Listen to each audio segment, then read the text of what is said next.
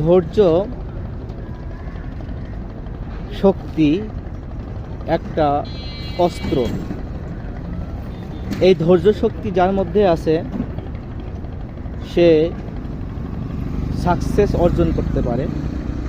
ধৈর্য থাকলে আপনি যে প্ল্যানটা করবেন ধৈর্য সহকারে সেই প্ল্যান বাস্তবায়ন করা সম্ভব। আর ধৈর্য না থাকলে পারে আপনি যে কোনো কাজ করা অসম্ভব।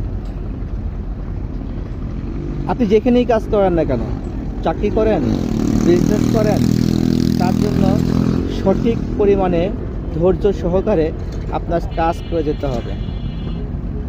আপনি যদি ধৈর্য না ধরতে পারেন যে কোনো কাজের সফলতা সহজে আসবে না। ধৈর্য ধরুন আর সামনের দিকে এগিয়ে যান। সবাই সবার জন্য এক হাতে হাত রেখে আমরা সামনের দিকে এগিয়ে যাব। এটাই হচ্ছে সফলতা। সফল হতে হলে এককভাবে সফল হওয়া যায় না, দলগতভাবে সফল হতে হয়। আশা করি আমরা দলগতভাবে সফল হতে পারব।